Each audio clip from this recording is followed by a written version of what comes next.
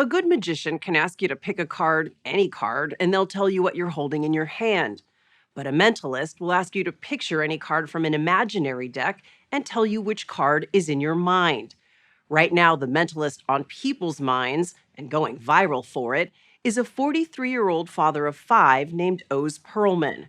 Oz insists he does not have supernatural powers. He reads people. He reads them so well that when we met him this past spring, his head games had me jumping out of the chair mid-interview and mystified celebrities, billionaires, and athletes. The story will continue in a moment. And now, please welcome to the stage mentalist and mind reader Oz Pearlman. The Robin Hood Foundation Gala draws the kind of crowd that ponies up $72 million at one dinner, with athletes like NFL quarterback Russell Wilson in attendance. Question for you is, when I was young, I had a poster on my wall of someone, and you're no way in hell you're gonna get this. He said no way in hell. I didn't say those words, he said those words. No way. Which means there's no way it was a football player. Also, notice the nervous twitching with the hands. Hands here, always a female. Is it a female? Yeah, it is. Yeah, it is. Oz Pearlman went to work on him. I don't read minds, I read people. Here's what I want you to do. Russell, count the number of letters in the first name just to yourself. Not out loud, just to yourself. There's the tell, right? You call an audible. He finished counting and he looked up. 6 letters, isn't it? It is 6 letters. Yeah. Russell, you're sitting there, 6th grade, you're looking up. She's looking back at you. She was. Tell us all, who was in that poster? Say it. Shania Twain. Shania Twain! There's no way. You'd think a room full of millionaires, including tech titan Alexis Ohanian, might be hard to pull one over on. Turn it around. Show Warlock! everybody! I mean, what? Bro! You're a wizard. Come on, man. But Oz says this is his perfect audience. People that are very intelligent are much easier because their mind is regimented in a certain way. Like I perform for Nobel laureates, and you go, this is one of the most intelligent people on the planet. I go, hook, line, and sinker, let's go. This is gonna be a cakewalk. Seriously? Yeah, because they think a certain way. It's so much easier to fool. Oz is the first to admit his act is based on one big lie. The lie is that I can read your mind. You're sitting here today telling me you're not mind reading. That's correct. And it's funny because some people, even though I go to great extremes to tell people that I am not a psychic or supernatural, I have people that come up to me after shows who are at the highest level where I can't say names because I don't want to embarrass people. Say names. Of like CEOs of major Fortune 100 companies who have called me and say, can you help me on negotiating a deal soon? So you're gonna tell me how you do this? I'm not gonna tell you. That doesn't do well for my job security. But he does drop hints.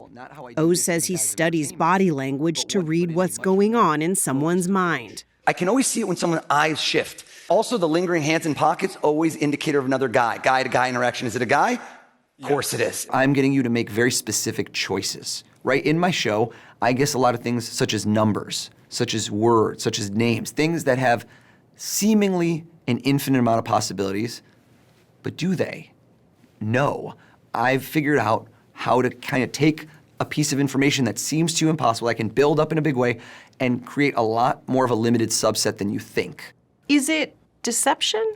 When I perform, I explain to people what I'm doing. I like to leave breadcrumbs along the way. If you feel like you know a little bit, then you're hooked. Now you're intrigued. It keeps getting in your brain. It cycles over and over. It drives you crazy for a few weeks or months, and you tell other people. And that's my goal, right? I think the first number of your code's a 1, isn't it? Your real PIN code. My ATM PIN code. Why would I tell you that on the air? In June, Oz guessed Joe Rogan's ATM PIN code, leaving the podcaster befuddled. How'd I do, Joe? Is that your ATM PIN code? Yeah. He looked like he wanted to punch you. I think so. I'm skeptical because I've got that PIN code in the mail. He's calling his bank right now and being like, Joe, do you know this? Has this guy been playing the long game? Yeah, I don't like that. Oz says it's skepticism from the audience that is key to making his act work. I'm sure you've gone online and seen some of the community of critics out there who have accused you of wearing a fake thumb to be able to secretly write something. Sure. You're laughing. To go so far as to have someone on your team follow someone like a Joe Rogan around so that you could secretly see his ATM code before you sat down face to face. I love that. How about you give me a yes or no that's actually not true or false, first of all? I can't answer every single one, but man, if you think that I follow Joe Rogan around to get his ATM PIN code, I love that answer. But no, I did not follow Joe Rogan around. If you have these theories, that means I'm in your brain. I'm taking up real estate in your mind and you're thinking about it. Name either hearts, just say hearts or diamonds. The real estate empire he's built up in his audience's mind is the result of thousands of hours of repetition in front of a mirror and more than 30 years of an obsession with his craft. Trust me. The Pearlman family emigrated from Israel and moved to Michigan. At 13, Oz's parents took him on a cruise ship vacation. I had never seen a magician in person. I was brought on stage. He'd performed this trick with me as the person, and I was blown away. Back on land, he checked out every magic book he could find and got a part-time job so he could buy every trick in the neighborhood magic shop. Turn it over. That's the only card in the deck. As his audience grew, Oz dropped the card tricks and turned to the mind games of mentalism. What you're doing is not magic. So I would describe it as a subset of magic. I do magic of the mind. I no longer need to... See how when I look there, you look there? That's the number one thing you learn in magic, misdirection. When you make an elephant appear or disappear, the elephant was always there. The elephant didn't really vanish into thin air. We all know that. I made you look in the place I want you to look by using skills. When you take magic to a higher and higher level, you start to get rid of all the props. You said, I like putting words in people's heads. Yep. How do you do that? How you're gonna think is shockingly under my control. It's almost like the way a puppet gets moved around. Certain moments where you're right now about to change your mind and I move you in another direction, you don't realize that you're about to do something, but that your mind works in a certain way. I know you said your goal is to not creep people out, but I gotta tell you, what you just said is pretty creepy. Right. Under my control, like a puppet. Sure. The moment I lose control is the moment the trick falls apart. The tricks have fallen apart in front of very large audiences. The magic is in Oz's ability to pivot in the moment, keep from panicking, and make us all think he pulled it off. Oz wanted weatherman Al Roker to pick a celebrity who would run for president in 2016. He wanted him to say Taylor Swift. The trick failed. This is Oz recovering in real time. Who is that celebrity you have in mind? Who's running Shock Us? George Clooney. George Clooney. Yes. Anybody else? Any women? Taylor Swift. Okay, I like it. We're going instead of Hillary. You know, what? I have a prediction I just thought of. I just want to show you. I planned ahead the campaign slogan, Taylor Swift for president. And so in that moment, it's hyper-focus of saying to him, and what if it could be anybody else? What if? And so I was steering him back on track to what I thought would work. And so it looked even more amazing because it seemed like he changed his mind at the last moment. So it worked. Thank God. He's now growing a new fan base, performing for NFL and college football teams. Point and show me where you felt me touch you. How many times did you feel me touch you? Twice. The clips have gone viral. Saquon, give him a hand for helping me out. And the league's top coaches are calling on Oz to help teams bond off the field. Tell us all, out of the whole grocery store, you're walking up and down the aisles, you pick anything, what did you pick up and buy? Tell us. M&M's. You know what, Saquon?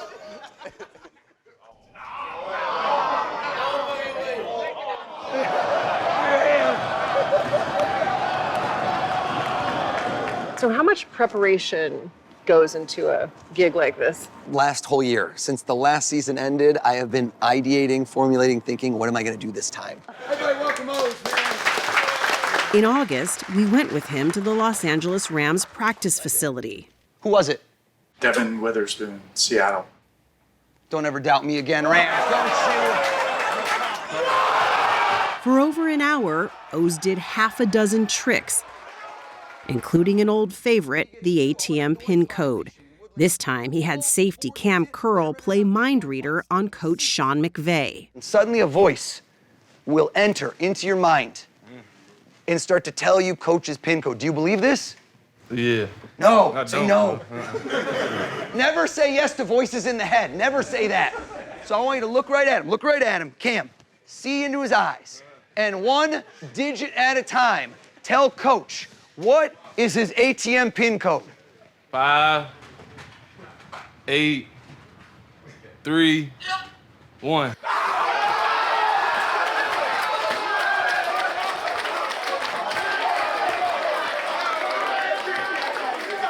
I mean, there's got to be something really gratifying for you to be able to get a 300-pound grown man to freak out on camera. I love it. It's this feeling of wonder that you not only do not know how it's done, but it's the feeling it gives you, right? It's like certain movies give me goosebumps, and you don't get that often. I think the number one factor in success. Oz says he makes most of his money from private corporate events. His next public move is to offer up lessons with a new take on the classic self-help book, How to Win Friends and Influence People, offering advice on how to use mentalism in everyday life. My book is not about teaching you to be a mentalist, because there's books about that. And so I want to teach people not to be a mentalist, but how to think like a mentalist. We'd studied Oz and his tricks and were skeptical he'd be able to pull one over on us. Then, at the end of our interview, he asked me to name a place I've always wanted to go but have never been. Tell us the place. Tell us the place you thought of. What you said? I want to go there. Can't wait to say it. What Vietnam. Was it? Vietnam. And you were about to say somewhere different. That was the key. You were about to change your mind. Say the other place you were thinking of. Thailand. Thailand was the other one you were going to go with. Come on! How did you get that? Of all the countries in the world, did you like hack my phone? I've hacked your brain. What the heck? For the grand finale, he asked me to come up with a question impossible for him to know the answer. Ask me the question. Who was my third grade teacher who had a paddle above the classroom door? This is not written down. This is not posted. This is nowhere but in your brain, this question. Right. Correct? Right. 0. Right. You know what? You're not going to tell the truth. You're going to lie. I'm not gonna lie. No, I want you to. I want you to. Okay, you want me to lie. I want you to Got do a it. lie instead. Do the lie instead of the truth. I did. I thought of my high school teacher rather than my third grade teacher to try to stump him. Say it. What is it? Flannery. Sister Flannery. Okay, now you're freaking me out.